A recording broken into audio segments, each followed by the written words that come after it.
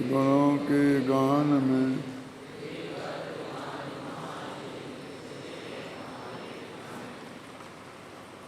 ये अपन समय सार परमागम का 11वां कलश पढ़ रहे थे। इसमें कहा था पामे न जिसमें प्रतिष्ठा बस तैरती हैं बाह्य में, ये बद्ध स्पष्टादि सब जिसके न अंतर भाव में। जो है प्रकाशित चतुर्दिक उस एक आत्म स्वभाव का, हे जगत जन तुम नित्य ही निर्मोह हो अनुभव करो। तुम हे जगत जन तुम नित्य ही निर्मोह हो अनुभव करो। तो कल ये कहा था कि अनुभव करो ये तो भाषा है, वास्तव में तो एक दफे जब आत्मानुभूति होती है कर्ण लब्धि के बाद, तो कर्ण लब्धि का तो पूरा पुरुषार्थ निर्विकल्पक अवस्था का है, तो उसमें तो कुछ करने जैसे विकल्प की बात ही नहीं है। और उसके पहले जो प्रायोगिक लब्धि और देशना लब्धि होती है, उसमें भी हमें तत्व का निर्णय करना है। तत्व माने अपना भगवान आत्मा, वो क्या है उसका सही स्वरूप हमें समझना है। और उसकी अपन ने बहुत विस्तार से चर्चा की कि वो 7-8 प्रकार के जो अध्यात्म नए हैं, 4 प्रकार के व्यवहार और 4 प्रकार के निश्चय, उससे उस भगवान आत्मा को कैसे समझना, वो बहुत विस्तार से अपन ने चर्चा की। अब तो यहाँ ये कह रहे हैं कि तुम उसको समझकर और उसी भगवान आत्मा में ये बद्ध स्पष्टादि भाव नहीं है, माने अबद्ध स्पष्ट अनन्य नियत अवशेष और असंयुक्त है ना, तो इनके उल्टे 5 हो गए, कल गिनाए थे, आप लोगों को याद भी हो गए थे। तो वे भाव इस भगवान आत्मा में नहीं है, तुम उसका अनुभव करो। तो करो क्या, पर हमें तो तत्व निर्णय करना है कि वो मैं हूँ, और इसकी पक्की विकल्पात्मक ज्ञान में विश्वास प्रतीति करनी है, निर्णय करना है। अब उसके बाद तो उस भगवान आत्मा में, क्योंकि यही मैं हूँ ऐसा विकल्पात्मक ज्ञान में निर्णय होगा। अब तो उसका रस का परिपाक होना है, तो रस का परिपाक होगा तो आपों आप ज्यों ज्यों रस का पाक होगा तो वो प्रायोग लब्धि में उसके जोर से आत्मा एक कर्ण लब्धि में चला जाएगा। उसमें है ना अपना इष्टोपदेश और समाधि शतक पूज्यपाद स्वामी के, तो उसमें एक छंद आता है, यथा यथा समायाति संवित्तौ तत्त्वमुत्तमम् तथा तथा न रोचन्ते विषया सुलभा अपि। यथा यथा न रोचन्ते विषया सुलभा अपि तथा तथा समायाति संवित्तौ तत्त्वमुत्तमम्। कि ज्यों ज्यों तुझे उत्तम तत्व माने वही भगवान आत्मा उसकी संवित्ति होती है, त्यों त्यों तुझे सुलभ विषय भी अच्छे नहीं लगते हैं। तथा तथा न रोचन्ते विषया सुलभा अपि। पापी जीवों को जिनके पाप का उदय है, उसे तो 5 इंद्रियों के विषय भी सुलभ नहीं हैं, उसे तो वे भी महादुर्लभ दिखते हैं। और हमें उस दुर्लभता का अंदाज़ा नहीं है, क्योंकि जो चीज़ हमें सहजता से प्राप्त हो जाती है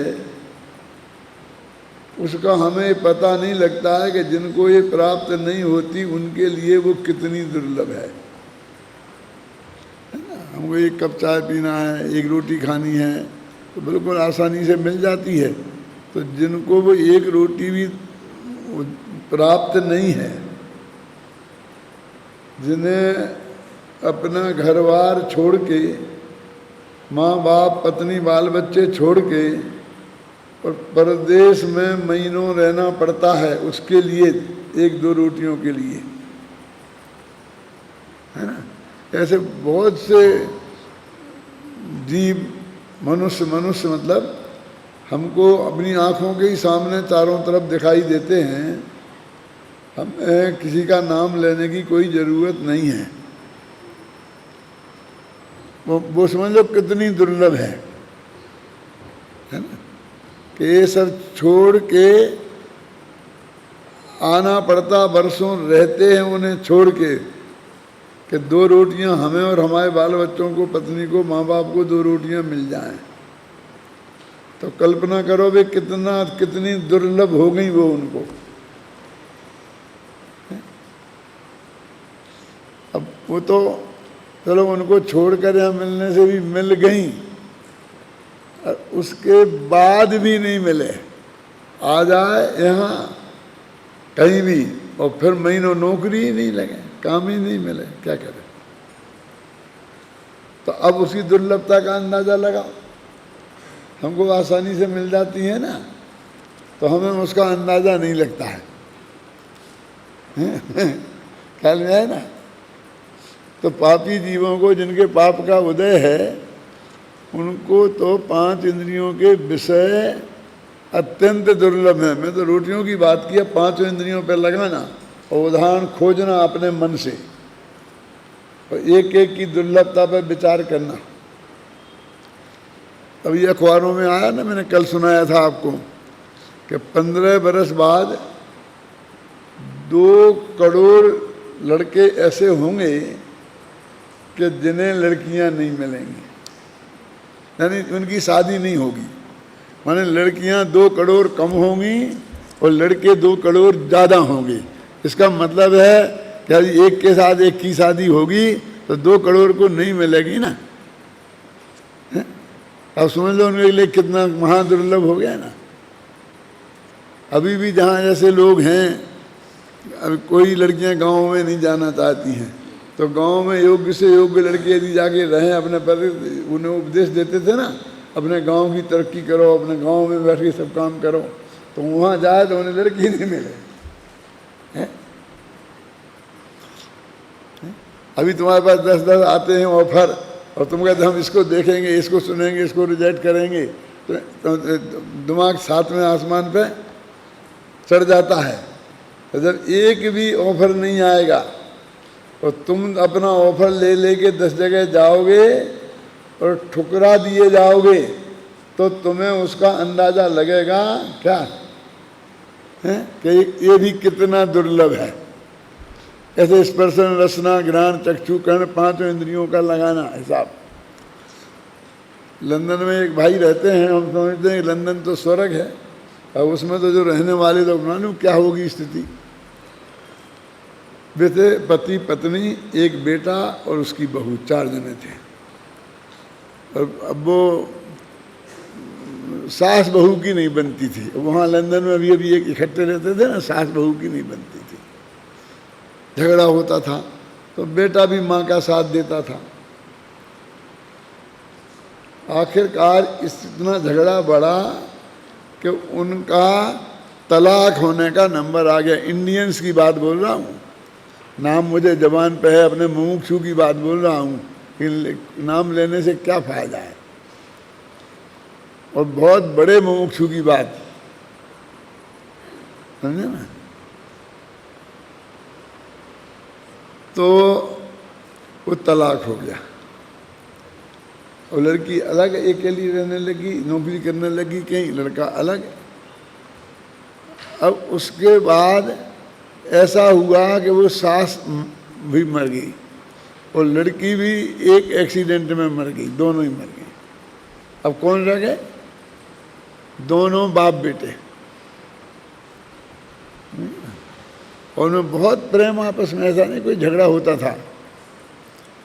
फिर हम द्वारा गए तो पता चला कि बाप एक मकान में अलग रहते हैं, कोई मकान छोटा नहीं था, 4 बेडरूम थे, और बेटा वहाँ से 15-20 मील दूर दूसरा मकान लेके रहता है।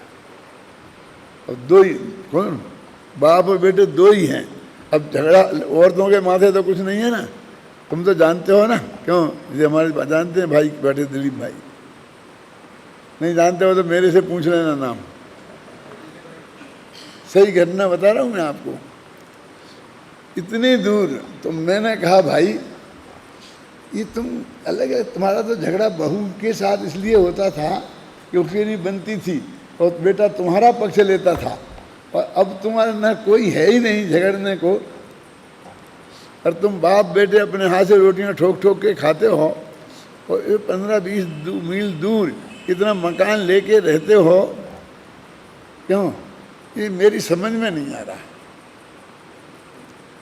तो उनने जो बात सुनाई, तो आपके पैरों के नीचे से शांतिलाल जी जमीन खिसक जाएगी कि हम में झगड़ा तो बिल्कुल ही नहीं है, हमें बहुत प्रेम है, हम एक दूसरे के लिए तड़पते हैं। लेकिन ये लंदन की पोजीशन ऐसी है कि जो लड़का अपने माँ बाप के साथ रहता होगा उसके लिए कोई लड़की ऑफर ही लेके, कोई लड़की उससे शादी करने को राजी ही नहीं होगी भाई। इतना पता चलते ही कि जो अपने माँ बाप के साथ रहता है, कोई लड़की उससे बात नहीं करेगी। वहाँ तो खुद ही खोजना पड़ता है सब। क्या हम 2-4 साल साथ में रहे, बहुत कोशिश की, लेकिन कोई बात ही नहीं करता। शर्त ही एक है कि तुम अपने माँ बाप के साथ रहते हो, इसका मतलब तुम बहुत अयोग्य हो और तुम में 2 रोटियां कमाकर खाने की योग्यता नहीं है, तुम्हारे साथ कौन शादी करेगी। और वो लड़कियां भी कमाती हैं, उन्हें कोई ज़रूरत नहीं, कमाने वाला पति नहीं चाहिए। शादी तो हो जाएगी, वो अपना खर्चा तो चलाएगी, लेकिन उसे पति का भी खर्चा चलाना पड़े, ऐसा थोड़ी हो सकता है। इसलिए उस लड़के को अलग रहना पड़ता है, समझे।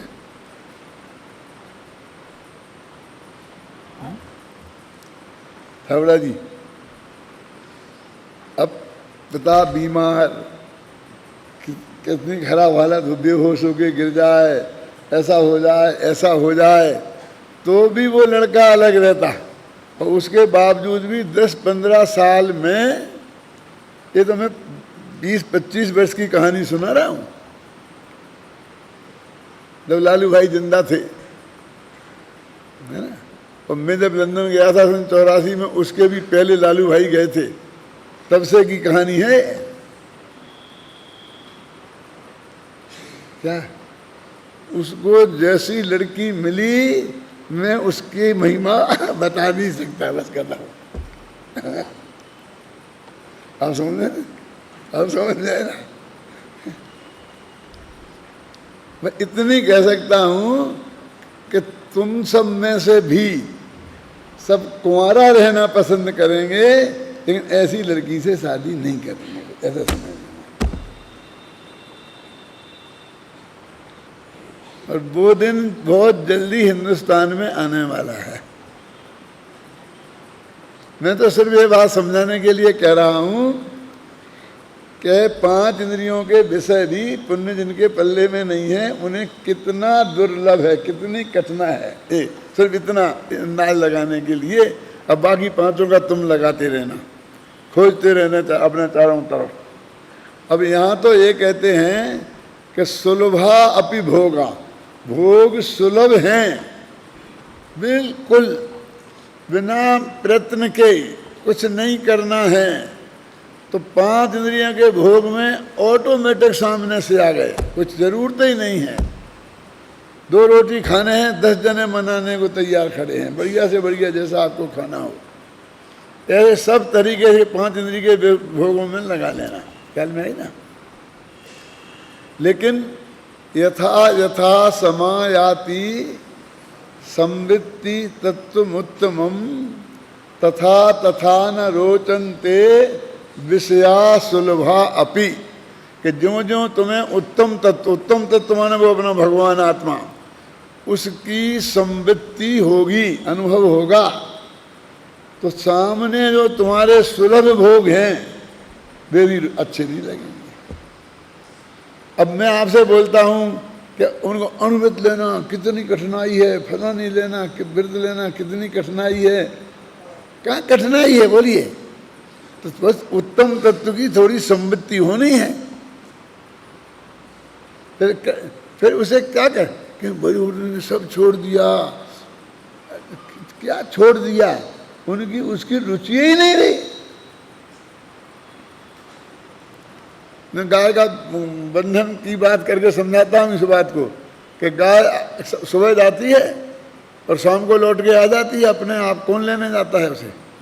और अपना जो घर में, जिस घर में वो रात को बितानी है रोजाना, उस घर में वो पहुंच जाती है। घर में नहीं, उस जगह पे कि जहाँ वो उसे बैठना है, और उसके गले में वो खूंटे से बंधी रस्सी है ना, वहाँ बांध दी जाएगी। वहीं जा कर के बैठ जाती है। वो बस रस्सी बांधने के लिए थोड़ा गाय को पास में लाना है, रस्सी बड़ी करने की जरूरत नहीं पड़ती। जाके चुपचाप आप वो फूंद में गांठ लगा दो, बस फंसा दो, और फिर वो रात भर शांति से बैठी रहती है। जब समय होता है, जब उसका मालिक आता है, उसका दूध दुहता है, निकाल लेता है, सब हो जाता है समय, तो फिर उसे जाने की इच्छा होती है। उसके पहले उसका मालिक वो खोल देता है। अब वो रात भर बंधी है, कुछ नहीं, मुझे काहे का बंधन है? वो जाना चाहे और फिर ना जा पाए तो बंधन है। उसे जाना ही नहीं है ना? नहीं साहब, उसे वहीं बैठना पड़ेगा रात भर। अरे बैठना क्यों पड़ेगा? बैठेगी ना आराम से। मेरे से भी लोग कहते हैं पंडित जी आपको प्रवचन तो करना पड़ेगा। मैं क्यों करना पड़ेगा? नहीं, हम किसी के गुलाम है जो हमें करना पड़ेगा प्रवचन? नहीं साहब, करना ही पड़ेगा। हम तुम्हारे बाप के नौकर लगे हैं जो हमको प्रवचन करना पड़ेगा हमें? तो नहीं करोगे? क्यों नहीं करेंगे? फिर हमें तो करे बिना चैन ही नहीं पड़ती है। क्यों? हम तो सहज भाव से करते ही हैं। फिर तुमने मना क्यों की? ये पड़ेगा तुम कहां से लाए? समझ गए ना? करना तो उन्हें पड़ता है जिन्हें उसके करने में रस नहीं हो, उत्साह नहीं हो, उमंग नहीं हो, मन नहीं लगता हो, माथे पे कुछ बोझा लगता हो। हैं? पड़ता तो उनको है, हमें क्यों पड़ेगा? कहने नहीं साहब, अभी समय सार का अनुशीलन लिख दिया तो नियम सार का तो लिखना ही पड़ेगा। क्यों लिखना पड़ेगा? हैं? ये लिखना पड़ेगा कहाँ से लाए तुम? हम तो लिखेंगे ही। तो ऐसे ही कहते हैं तुम्हें 5 इंद्रिय के विषय तो छोड़ना पड़ेंगे आत्मा के अनुभव करने के लिए, कहते हैं जगत में। ऐसे ही नहीं चलेगा साहब भाई साहब। पहले थोड़ी सी कसाएं मंद करनी पड़ेंगी, 5 इंद्रियों के विषय छोड़ना पड़ेंगे, हैं? तब जाकर के आत्मा के अनुभव की बात करना। आचार्य कहते नहीं भाई साहब, तुम क्या कहते छोड़ना पड़ेंगे? वे तो हमसे भोगे ही नहीं जाएंगे। कहाँ लिखा? समाधि शतक में,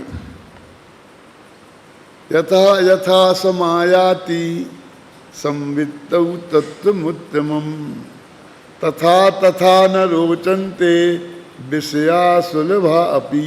ये यथा यथा समायाति का मतलब क्या है? ये प्रायोपलब्धि, उसके बारे में मैं बात कर रहा हूँ।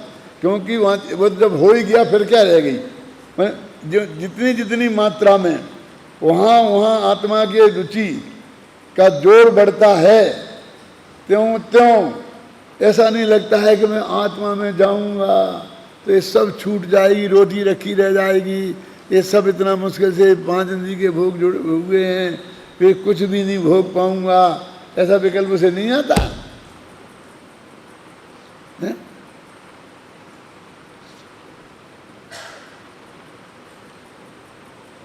फिर उसने कहा कि अच्छा अच्छा ऐसा है कि नहीं नहीं घबराओ मत, उल्टा लगाओ कि यथा यथा न रोचन्ते विषया सुलभा अपि तथा तथा समायाति संवित्तौ तत्त्वमुत्तमम्। ज्यों ज्यों सुलभ विषय अच्छे नहीं लगते हैं त्यों त्यों उत्तम तत्व की संवित्ति बढ़ती है। ये दोनों का ऐसा पैरेलल चलते हैं। अब इसके कारण ये हुआ कि इसके कारण ये हुआ, हम कुछ नहीं कह सकते। हम तो इतना कहते हैं कि जितनी मात्रा में यहाँ बढ़ेगा उतनी मात्रा में मामला यहाँ बढ़ जाएगा। तो खत्म, समझ गए ना? ये विषय छूट जाएंगे, छोड़ना मोड़ना नहीं पड़ेंगे। जिन्हें उत्तम तत्व की संपत्ति नहीं है, छोड़ना तो उनको पड़ते हैं, फिर ढोना पड़ते हैं उन्हें, हैं? तो लड़का एक बार कल परसों बोलता था ना, गले में पानी पट्टी, गीली पट्टी की पानी बांध कर रात्रि का पानी छोड़ दिया, वह रात भर गीली पट्टी बांध करके मुश्किल से सुबह निकालता है। मैं दूसरे की नहीं कह रहा हूँ, ये हमने भी करके छोड़ा है। हमने भी गले में पट्टी बहुत बांधी है। जब हम मोरेना विद्यालय में पढ़ते थे तो हम इतने भावुक टाइप के थे कि जो भी बात आती थी शास्त्र में और कोई के व्याख्यान में, प्रवचन में कोई आरिका आ जाती थी, कोई वहाँ पर साधु आ जाते थे, तो उनकी बात सुनते थे तो उसी दिन वो छोड़ देते थे कि क्या होगा, नहीं पिएंगे रात को पानी तो मर थोड़ी जाएंगे। एक ही बात थी, मर थोड़ी जाएंगे, मर थोड़ी जाएंगे। इस मर थोड़ी जाएंगे के चक्कर में सैकड़ों बीमारियां लगा ली, कब्जियत, फिर उसके बाद में कितनी पेट खराब हो गया और ना उन्हें क्या क्या हो गया है? तब बहुत समय बाद समझ में आया कि भाई मरेंगे तो नहीं क्यों, समझे ना? ये माता मैंने ऐसी करती, जिंदगी भर करती रहती हैं, और हमने तो साल 2 साल करके राके के, समझ में आया ना? एक घटना मुझे याद आ रही है, सुनाए बिना रहा नहीं जाता, सुनाने की जरूरत नहीं है। हम जिस क्लास में पढ़ते थे तो हमारी क्लास में सब लड़के मुझसे 5 वर्ष उम्र में बड़े थे। मैं 11 वर्ष का था, 16 वर्ष से कम कोई नहीं था। अकेले बड़े दादा, वे भी हमारी क्लास में ही थे, वे 2.5 वर्ष बड़े थे और बाकी सब उनसे 2.5 वर्ष बड़े थे। 13 विद्यार्थी थे। एक आरिका माता आई और हम सब लोग उनके पास जाते थे तो वो अपने हमको जो भी उन्हें सुनाती थी और सुना कर ये व्रत ले लो, ये व्रत ले लो, व्रत ही बांटती रहती थी वो। तो उन्होंने जब हमको रात्रि में पानी छोड़ दो, ये कर दो, वो कर दो, छोड़ दिया हमने। फिर उन्होंने एक दिन उनने कहा कि तुम जब तक तुम्हारी शादी नहीं हो तब तक तुम ब्रह्मचर्य व्रत ले लो। उनने ये कहा तो सब ऐसे ऐसे बगबगने झाँकने लग गए, ये कहने लग गए। अपनी समझ में कुछ नहीं आया कि ये माता जी क्या कह रहे हों, ये क्या कह रहे हों, क्या हो रहा है, कि कौन सी बड़ी बात दे रही हैं वो जो लोग लेने को मना कर रहे हैं। तो मैं कही क्या कह रहे, क्या कहते, क्या बात है, आगे ये सब चले। तो वो जब किसी ने हाँ नहीं भरी ना तो माता जी बार बार प्रेरणा देती नहीं और लड़के ने कोई हाँ नहीं भरे। तो एक लड़के ने प्रश्न किया, हिम्मत की मुश्किल से, कि उसने कहा कि माता जी आप ये कह रही हो कि शादी नहीं हो तब तक के लिए ब्रह्मचर्य व्रत ले लो। वो सब ऐसे बैकग्राउंड से ही आए थे कि जिनको सबको भरोसा नहीं था कि उनकी शादी हो जाएगी। समझ में ना? उस वक्त भी इतना ही कठिन था। तो उसमें से एक लड़का बहुत धीरे से बोला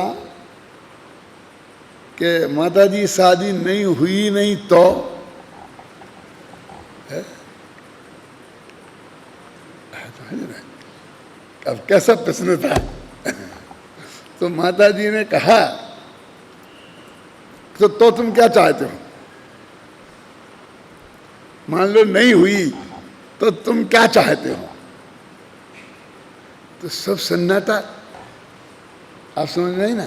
मैंने तुम्हारी शादी नहीं होगी तो तुम वेश्या सेवन करना चाहते हो, परस्त्री सेवन करना चाहते हो, क्या चाहते हो, तुम कैसी बात कर रहे हो। तो ये सब एकदम सन्नाटा छा गया और वो कुछ हंसने लग गए, लेकिन कुछ ऐसी नीची गर्दन करके सब बैठ गए और मेरी समझ में कुछ नहीं आया कि ये क्या हुआ। और फिर वहाँ के आ गए हम लोग, फिर ले ली, किसी ने नहीं ली, जो भी हुआ होगा। फिर मैंने कहा क्या बात थी, तुम लोग क्यों इतने दब रहे थे, कितने घबरा रहे थे, कितने कोई हंस रहा था, ये क्या था, ऐसा माता जी ने क्या कहा था और तुमने क्या कहा था और माता जी ने क्या जवाब दिया था। तो तू नहीं समझेगा अभी। वो सचमुच वो मैं इस उम्र का था, 11 वर्ष का, तब तक मेरी समझ में ये बात भी आती नहीं थी, समझ लो। वो मेरे साथी समझते थे तेरी समझ में नहीं आएगी, है ना। ब्रह्मचर्य क्या होता है, ये माता जी क्या दे रही हैं, ये लड़के नहीं क्या नहीं ले रहे हैं, इसमें क्या परेशानी है, क्या करना पड़ेगा, ये कुछ मेरी समझ में नहीं आया। और उन लोगों ने मुझे रिजेक्ट कर दिया, तू चुप रह, तेरी समझ में कुछ नहीं आएगा। और सब में तो मैं उनसे कहता था तेरी समझ में नहीं आएगा। लक्ष्यदान कौमुदी मैं पढ़ाता था उन सबको, गुरुजी कह देते थे हुकुमचंद समझ में आ गया कि हाँ आ गया, तो सबको लघु सिद्धांत कौमुदी लगवा देना, उसे लगाना बोलते हैं, पढ़ाना नहीं बोलते हैं, है ना। सुधी उपास्या संधि है ना, तो सुधी उपास्या कैसे बन गया, इसको सिद्ध करना, उसको कौमुदी लगाना बोलते थे उस वक्त। तो मैं लगवाता था सबको, उसमें मैं हार गया, उन्हें जीत गया। मेरे कहने का मतलब वो कहते हैं कि तुम्हें अणुवृत्त लेना है, महावृत्त लेना है, तो तुमको क्या करना है, तुम तो उत्तम तत्व की संवृत्ति करो, समझ में आया ना। तो ये सुलभ विषय भी अच्छे नहीं लगेंगे। तो वो परस्त्री सेवन और वेश्या सेवन तो महादुर्लभ है, क्योंकि उसमें कितने खतरे हैं, जान जोखम में हो सकती है, सारी इज्जत जा सकती है, वहीं पिटाई हो सकती है, कुछ भी हो सकता है ना। तो वे तो सुलभ विषय कहाँ हुए, वे तो दुर्लभ विषय हो गए ना। तो कहते तुमको सुलभ विषय भी नहीं रुचेंगे तो दुर्लभ विषय की बात कहाँ से लाए बेटा। वो उत्तम तत्व की संवृत्ति होगी तो कभी उत्तम तत्व की संवृत्ति कैसे होगी, तो जब तुम्हें सुलभ विषय नहीं रुचेंगे तब होगी। तो वो लौट के क्या समझ में आया कि उत्तम तत्व की संवृत्ति होगी तो सुलभ विषय भी अच्छे नहीं लगेंगे। ये आप लोगों की तो समझ में सब आ रहा है, मेरे जैसा मूर्ख तो कोई नहीं है ना। तुम तो 15, 16, 17 वर्ष के हो और जमाना भी बहुत आगे बढ़ गया है। आज के तो 5-5 वर्ष के बच्चों की समझ में आता है? हम जैसे अज्ञानी थोड़ी हो। हम 7 वर्ष की उम्र तक तो नंगे फिरते थे, हमने कभी चड्डी नहीं पहनी। ये जबरदस्ती लोगों ने पहना ही 7-8 वर्ष की उम्र में क्या। और आज तो वो 6 महीने के बच्चे को पहनानी पड़ती है, नहीं तो वो नहीं समझे ना। देखो यथा यथा समायाति संवित्तौ तत्वमुत्तमम्, ज्यों ज्यों उत्तम तत्व में संवृत्ति होती है त्यों त्यों सुलभ विषय अच्छे नहीं लगते, और ज्यों ज्यों सुलभ विषय अच्छे नहीं लगते त्यों त्यों उत्तम तत्व की संवृत्ति होती जाती है। तो दोनों पैरेलल चलते हैं। कौन कारण और कौन कार्य, कुछ नहीं। इधर से देखो तो ये कारण दिखता है, वो कार्य दिखता है, उधर से देखो तो वो कारण दिखता है, एक कार्य दिखता है, कि दोनों अपने आप बढ़ते हैं। तो हम क्या करें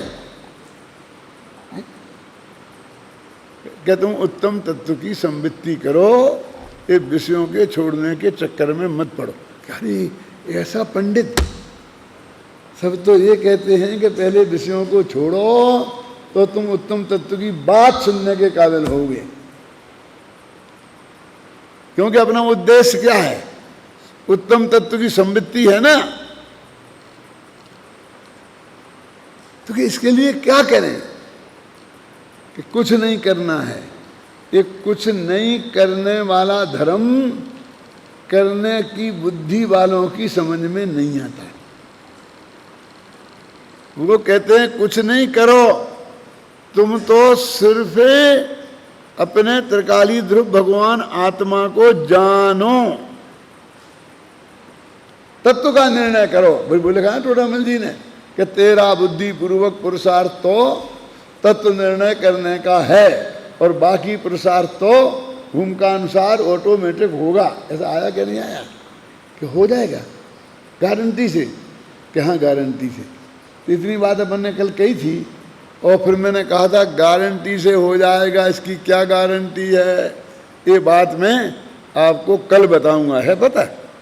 तो आज लाया हूँ मैं खोज के तो क्या, मुझे मालूम थी कहाँ है, तो किताब चाहिए थी ना, तो वैसे पढ़ो। लो, कौन पढ़ता है? अच्छा गले वाला हो, गली वाला नहीं। ढंग से स्पीकर पे पढ़ो जिसमें इसमें भी आ जाए। क्या? भैया जगवासी तो दासी बहरी के जगत सब, एक 6 महीना उपदेश में मानो रे, और संकल्प विकल्प के बेकार कर, बैठी के एकत मन के ठहरुआन दे, तीनों घट सारे तामे तू ही है कमल ताको, तू ही अधु कर वैसुवासु पहचानु रे, कागति नाम है कचु ने सतु विचार तू, सही है प्राकृति स्वरूप यों ही जानू रे। सबसे बढ़िया शुद्ध बोलने वाला यही लड़का है, सर का सार पड़ता है। देखो, भैया जगवासी तू उदासी हुए के जगत सो। मैंने बहुत देखने की कोशिश की लेकिन मुझे दिखा नहीं कौन पढ़ रहा था। मैंने स्पीकर देखने की कोशिश की लेकिन दिखा नहीं। कौन था? देखो सुनो, भैया हे जगवासी जीवो तुम जगत से उदास होके, क्या 6 महीना उपदेश मेरा मान लो, 6 महीना के लिए मेरी बात मान लो, फिर तुम्हें जिंदगी पड़ी है, जो करना वो करना। क्या करना है भैया? 6 महीना हम आपकी बात मानने को है कि और संकल्प विकल्प के विकार तजे, संकल्प विकल्प छोड़ दो कि दुनिया भर के संकल्प विकल्प तो ये करना है, ये करेंगे, वो करेंगे। ये संकल्प विकल्प के विचारों को विकार छोड़ दो, तुम कोई संकल्प विकल्प नहीं करो। देखो नहीं करने वाला धर्म बता रहा हूँ मैं, जिसमें कुछ नहीं करना है। भाषा तो है ऐसी करो, लेकिन ये नहीं करने की। और संकल्प और विकल्प के विचार तज, माने ये करना, ये करो, मैं तो ये करके रहूँगा, ये मैं करके रहूँगा। और फिर संकल्प कर लिया और फिर विकल्प आते, चलो दौड़ो, इधर चलो उधर चलो, ये करो इसके लिए, ये करो इसके लिए, ये करो, है ना। और संकल्प और विकल्प के विकार तज, ये संकल्प विकल्प विकार हैं, इन्हें छोड़ के बैठ के एकांत मन एक ठोर आन ले। और संकल्प विकल्प को छोड़कर एकांत में बैठकर अपने मन को एक ठोर, मन वो अपना त्रिकाली ध्रुव भगवान आत्मा उसमें लगा ली। अब कहता अच्छा था, ये लिखा ना एक जगह एकांत में बैठ के, तो कहाँ है एकांत? आपने यहाँ पर ध्यान वो नहीं बनाया, ध्यान का हॉल, क्या बोलते हैं उसको, नाम लेते हैं लगता, ध्यान केंद्र, ध्यान नहीं समझ लो, नहीं बनाया। फलानी जगह तो बनाया है हमने, फलानी जगह तो बनाया है हमने, तो ज्ञान का केंद्र बनाया है। अब ध्यान का केंद्र ही नहीं बनाया तो ध्यान का हॉल कैसे बनाया? किसी ने लिखा ना एकांत में बैठ के, तो हमें एकांत कहाँ चाहिए? क्यों? कि तेरे मन में एकांत करना है कि जगत को खाली करना है? तुझे एकांत कमरा चाहिए जिसके अंदर से तू कुंडी लगा सके। यदि तुझे ऐसा ही एकांत खोजना है तो चला जा गिरनार की चोटी पे, संवेद शिखर की चोटी पे, यहाँ चला जा, कहीं बैठ जा। यहाँ भी आसपास में बहुत चोटियाँ हैं। तुम जाओगे खानिया तरफ तो कितनी कितनी पहाड़ियाँ हैं, चले जाओ कहीं एकांत खोजना है तो वहाँ करना ध्यान। वहाँ कोई नहीं जाता ध्यान में, ध्यान वाले ये सब वहाँ कोई नहीं जाता। ये ध्यान वाले बढ़िया सा कमरा एकदम बनाते हैं। क्या कह रहे हैं कि वो बैठ के, फिर वो बैठ के कैसे बैठे साहब, वो उनने क्या कह दी कि बैठ के, तो वो कहते कैसे बैठे साहब।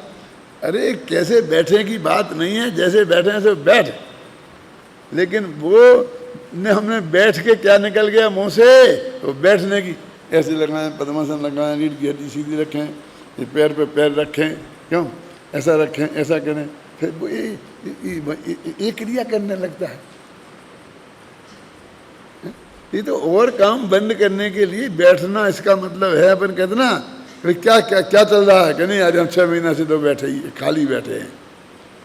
तो एक खाली बैठना की बात है, ये कोई बैठने की ऐसी रीढ़ की हड्डी की बात नहीं है। सुनो, बैठ के एकांत मन एक ठोर आन ले, तत्व निर्णय में उपयोग को लगा, है ना। वो कहता वहाँ मन को एक ठोर ला रहा हूँ मैं। इसको पता है मन कहाँ है, कैसे लाएगा, ऐसे ऐसे करके है? अब क्या, तेरो घट सर, तेरा ये शरीर है, ये तो है तालाब, सार नहीं है जी, सर है। ये सर नहीं, और गुरुजी वाले सर नहीं, सर माने तालाब। क्या, तेरो घट सर, तेरा शरीर तो है तालाब, तामे तू ही है कमल, और उसमें खिलने वाला कमल भी तू ही है। शरीर है तालाब, उसमें तेरा भगवान आत्मा है कमल। ताको तू ही मधुकर, और कमल के फूल पर मधुकर भौरा मंडराते हैं ना, तो तेरा त्रिकाली ध्रुव तो हुआ कमल, और ज्ञान की पर्याय हुई भौरा जो उसके चारों तरफ मंडरा है। समझ में आ गया ना। देखो अब देखो, तेरो घट सर, तामे तू ही है कमल, ताको तू ही मधुकर, सुवास पहचान ले। अब वो जो त्रिकाली ध्रुव भगवान आत्मा है ना, कमल का फूल, उसकी गंध को पहचान ले। जैसे वो भौरा उसकी गंध पे इतना रींझ जाता है, इतना रींझ जाता है कि उस पर बैठ जाता है, और फिर वो बंद हो जाता है कमल। तो वो भौरा इस लकड़ी को छेद करके पार निकल जा सकता है। वो कमल की इतनी कोमल पंखुड़ी को काट के बाहर नहीं निकल पाता, क्योंकि उसमें तो अपनापन हो गया। अपने को कोई काटता है, वो आता है सुबह हाथी, वो आता है हाथी, और वो कमल को खा जाता है, भौरा मर जाता है। आता है ना उसमें भरथरी में उज्जहार है, क्या था, कहा था ना कि भौरा रात्रि में उसमें फंस गया, और सुबह हाथी आया और उसने कमल को खा लिया। नीति शतक में एक छंद आता है, मुझे भाव याद है, छंद भी याद नहीं है। अब आ जाए 2-4 मिनट में तो मैं कुछ नहीं कह सकता हूँ, क्योंकि मैंने रटा तो कुछ है नहीं। उसको उपयोग लगा के ध्यान से सुना है तो आ जाती, कभी कोई पंक्ति आ जाती, कभी कोई आ जाती है, नहीं आती जब नहीं आती। अभी तो ये तो तुम्हारी समझ में आ गया ना। क्या समझ में आया, तेरो घट सर, ताको तू ही है कमल, ताको तू ही मधुकर, सुबास पहचान ले। अपना त्रिकाली ध्रुव भगवान आत्मा तुझे इतना अच्छा लगना चाहिए कि जैसे उस भौरों को उसका कमल की गंध अच्छी लगती है। तो तेरा काम हो जाएगा, क्या करना तेरे को, है ना। तेरो घट सर, तामे तू ही है कमल। तुमको लग रहा होगा कि पागल हो गए हैं, कई बार बार लग रहा है कमल तू ही है कमल। तो ये रास्ता ही इतना है, उसमें आगे बढ़ के करें क्या। तेरो घट सर, ताहे तामे तू ही है कमल, ताको तू ही मधुकर होए सुभाष पहचान ले। उसकर तू भौरा बन के, हुए माने बन के, उसकी गंध को तू पहचान ले। तो क्या होगा कि प्राप्ति ना हुई है कछु, ऐसो तू विचारत है। तू जा सोच रहा होगा कि इससे क्या होने वाला है। अरे कुछ करने को बताओ, 10-20 हजार खर्च करना हो तो वो बताओ, और कोई ध्यान व्यान करना हो तो वो बताओ, किसी का जाप करना हो तो वो बताओ, पूजा पाठ करना हो तो वो बताओ, तीर्थ यात्रा करनी हो तो वो बताओ। कुछ बताओ ना, भाई ऐसे बैठ जाओ एकांत में जाके। क्यों? सुबह कि प्राप्त, क्या लिखा, प्राप्ति ना हुई है, कि वो इसे प्राप्त नहीं होगा, कुछ प्राप्त नहीं होगा ऐसा करने से। ऐसो तू विचारत है, तू ये सोच रही कि इससे क्या होगा, हम तुम्हारे चक्कर में नहीं आने वाले हैं।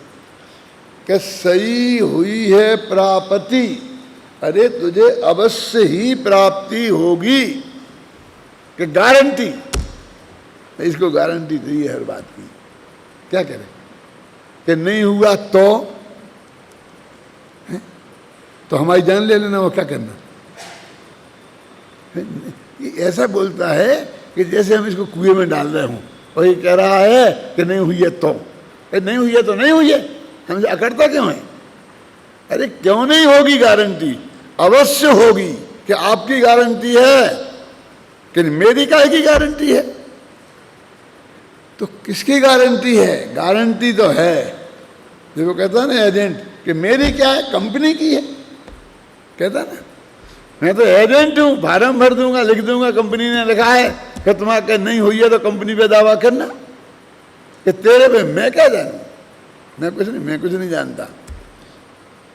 तो कहते क्यों? गारंटी से वस्तु के स्वरूप की गारंटी है, क्योंकि लिखा ना, स्वरूप एवं ही जान रे, क्योंकि स्वरूप ही ऐसा है, उसकी प्राप्ति क्यों नहीं होगी, होगी होगी और होगी। बोलो आप, जहाँ से आप ये टोपी रख के आए हैं, कहीं किताब रखे आए, आपके पास टोपी नहीं है तो कोई बात नहीं, किताब रखना। अब आप अपने आप वहाँ जाके अभी किताब रख के आए, फिर कहा देखो कि मुझे किताब चाहिए, किताब चाहिए, कि वहाँ रखी। चलो हम तुम तो हमारे हाथ में दो उठा के, कि मैं कह रहा हूँ ना कि वहाँ से उठा लेना, कि नहीं मिली तो, कि क्यों नहीं मिलेगी, जा तो वहाँ, कि नहीं मिली तो तुम्हारी गारंटी है, कि हमारी काय की गारंटी है, किताब की गारंटी, हम रख के आए, जाएगी कहाँ। जैसे उसे कॉन्फिडेंस होता है ना, वो कहता है तेरा भगवान आत्मा अंदर है, और तू उसे, तेरी ज्ञान पर्याय उसे जान सकती है, ये दोनों बातें नक्की और पक्की है ना। तो तू वहां जाके देखेगा तो उसकी प्राप्ति तुझे क्यों नहीं होगी, क्योंकि वस्तु का स्वरूप ही ऐसा है। देखो आ गया ना उत्तर, इसमें गारंटी है क्या नहीं है, किसकी? वस्तु के स्वरूप की। कि एक आध को आज तक हुआ है, कि एक आध को नहीं, अनंतों को हुआ है। आज तक जितने सिद्ध हुए हैं, जिनको सम्मा दर्शन हुआ है, वो इसी विधि से हुआ है। क्यों? पद्मासन लगाना जरूरी नहीं है? कैसे जरूरी है? तो वो शेर ने पद्मासन लगाया था क्या? तो भगवान तानधारी मुनिराजों ने उसे उपदेश दिया था, तो उसने शेर ने पद्मासन लगाया होगा, वो लगा सकता है। कहाँ है पद्मासन की जरूरी मरूरी?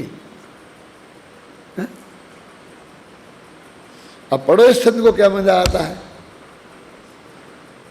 नहीं पढ़ोगे, तुम पढ़ोगे? हाँ पढ़ो। क्या 200 उसमें है? उसमें भी दिया अपन, इसमें खोजते फिर है, मुझे पता नहीं किसमें, मैंने देखा ही नहीं। इसमें है। कौन से पेज पे?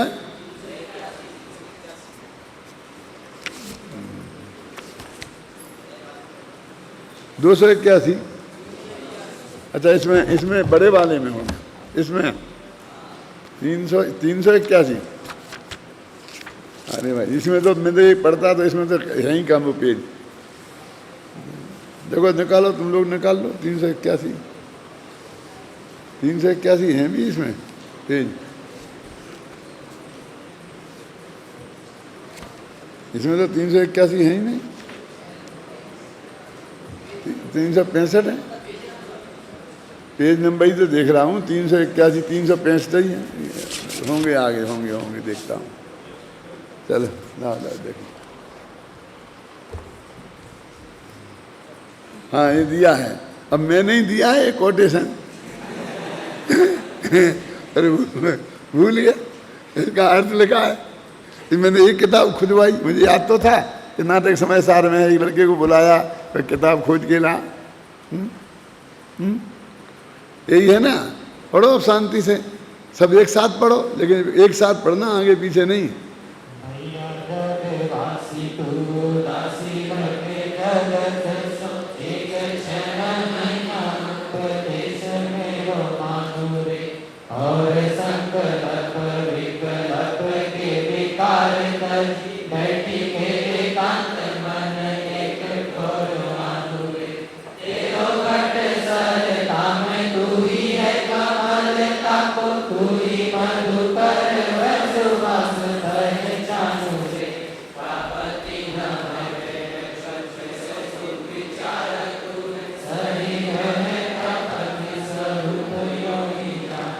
देखो ये मैंने इसमें सरल अर्थ भी लिख दिया है। वो जो नाटक समय सार में जो अर्थ है ना, ये तो ये भी अच्छा है, अर्थ सच्चाई है, लेकिन बुद्धू लाल जी श्रावक का लिखा हुआ है। मैं उनको बुद्धू नहीं कह रहा हूँ, उनका नाम बुद्धू लाल है।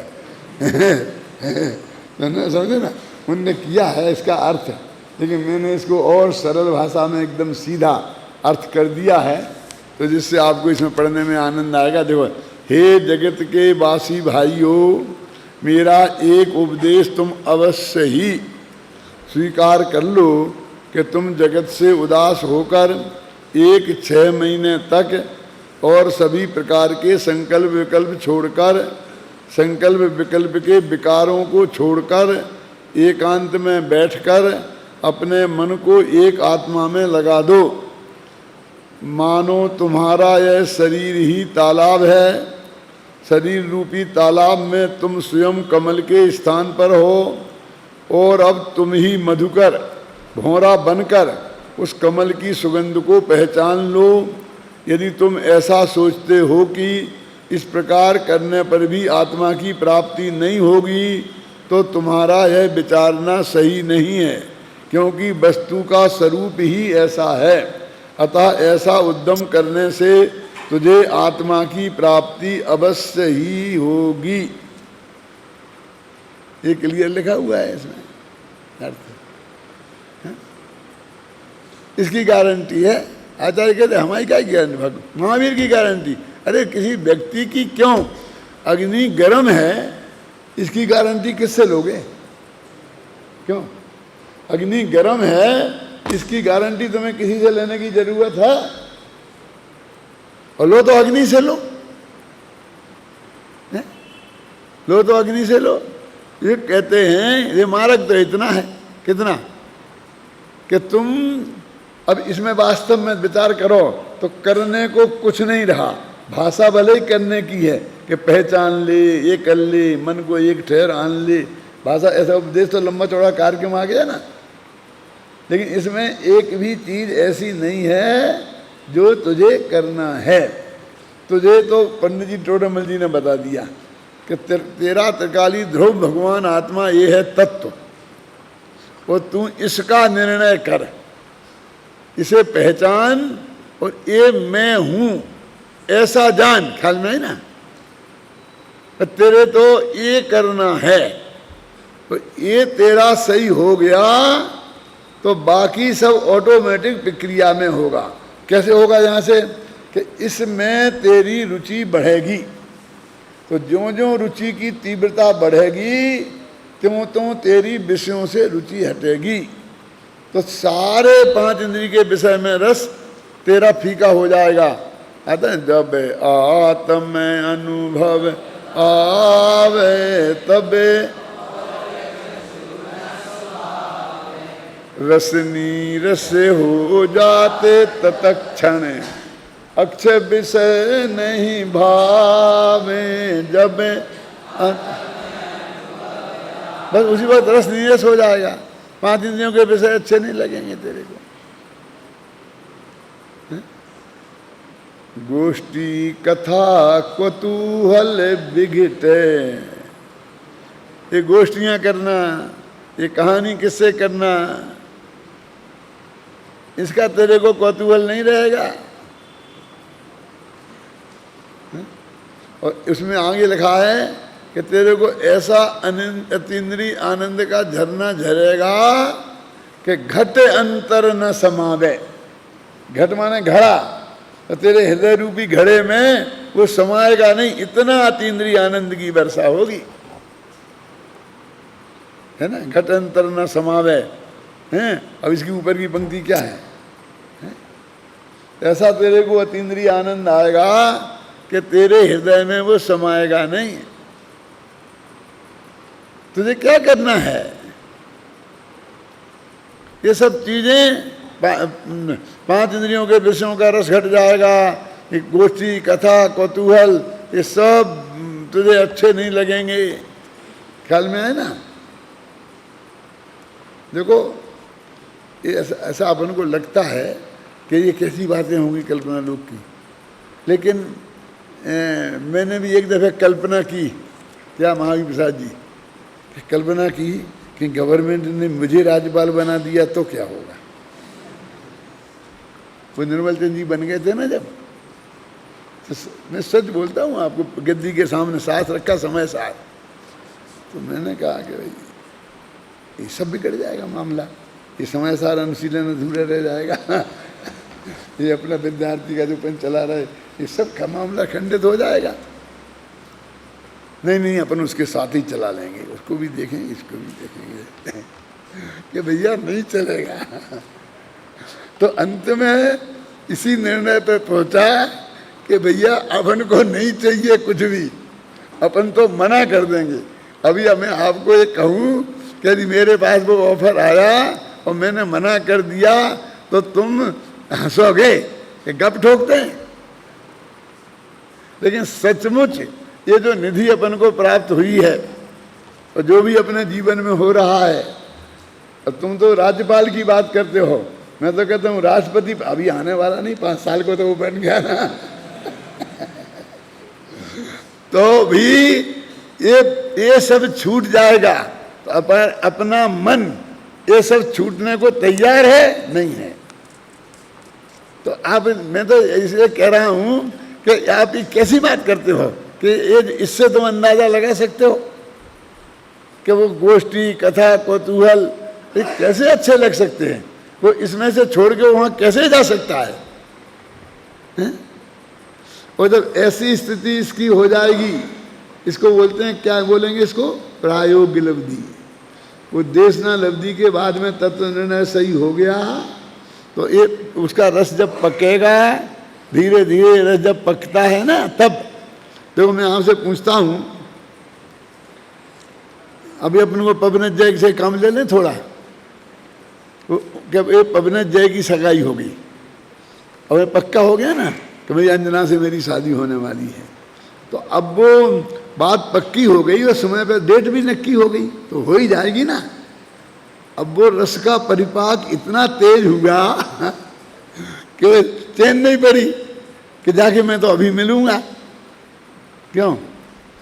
तो अब जाके सामने शर्म लगी, दरवाजे से कैसे जाएं, कैसे सास ससुर से कहें कि मैं यहाँ आ गया हूँ। वे अब बिहार कहने लगेंगे, वो दर्शन कथा में लिखा है ना, जैसा बिन बुलाए आए ससुराल, कारण कौन भयो अविकार। क्यों, क्या हो गया कि जमाई राजा बिना बुलाए ससुराल आ गए, घर में ठहरा तो दिया और सास ससुर आपस में बात कर रहे हैं कि बिन बुलाए आए ससुराल, क्या कारण हो गया? कुछ ना कुछ गड़बड़ जरूर है, कुछ ना कुछ गड़बड़ जरूर है। तो वो रस परिपाक हुआ तो बड़े 7 महल की दीवार फांग के पहुंच गए ना। ये विषय कसाय का रस परिपाक हो गए, तो तुलसीदास की कहानी ऐसी ही है ना।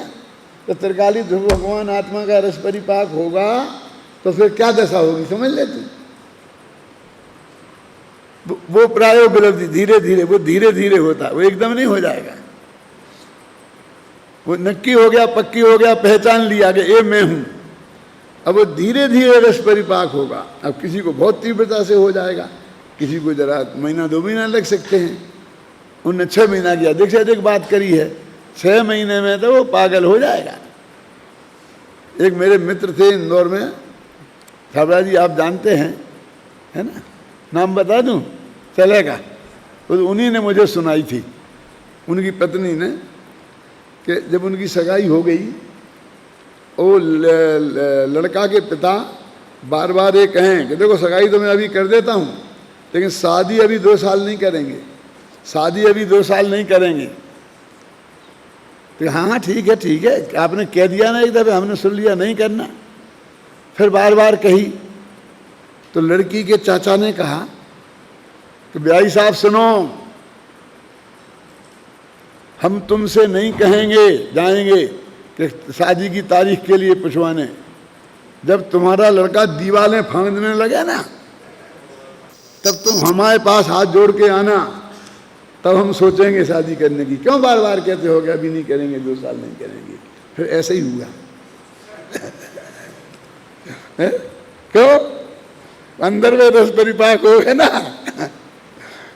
तो अंदर में, अरे जब एक साधारण सी शादी का प्रसंग हो लड़का लड़की को, और उसमें ऐसी दुर्दशा हो जाती है, तो ये भगवान आत्मा में तेरा अपनापन आ जाए, और वो कितना महान आत्मा है। क्यों? और तेरे अंदर में नहीं होगी ऐसी खलबली कि सब भूल जा, ये अच्छा नहीं लगता, ये अच्छा नहीं लगता, ये अच्छा नहीं लगता, खाना अच्छा नहीं लगता, पीना अच्छा नहीं लगता। क्यों? बस एक ही धुन आ गई तो उसमें से अनुवृत्त महावृत्त सब आ जाएंगे। तुझे क्या करना है, समझे ना? ये सब ऑटोमेटिक हो जाएंगे। तो कहाँ गया वो अपना? हाँ, मैं तो इस पर निशान लगा के लाया था। चलो देखो, दफे मैं पढ़ता हूँ अब। भैया जग बासी तू उदासी हो के जगत सो, 1 महीना उपदेश मेरो मानु ले।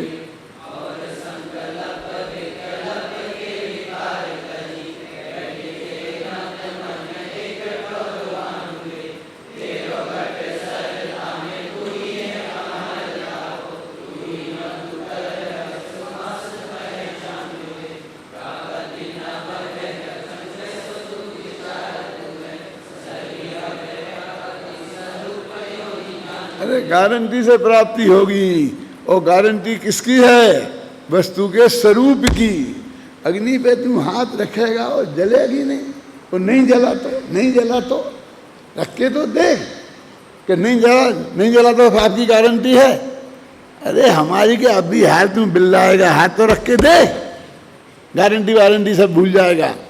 वस्तु के स्वरूप ही ऐसा है कि तेरे को अतीन्द्रिय आनंद की ऐसी वो खुमारी आएगी कि तू सारी दुनिया को बताएगा कि आ गया। तू दूसरे से गारंटी नहीं मांगेगा, तू स्वयं जान लेगा।